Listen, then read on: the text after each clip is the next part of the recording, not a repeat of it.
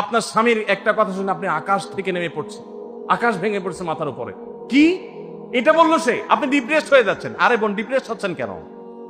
এটা কেন?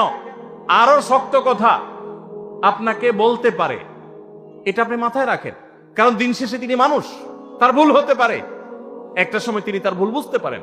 দাম্পত্য জীবনে যদি স্বামী স্ত্রী উভয়ে যদি ধৈর্যশীল না হয়, সবরকারী না হয়, হুটহাট রিয়াকশন করে ফেলে, কখনো দাম্পত্য জীবনে সুখী হওয়া সম্ভব নয়।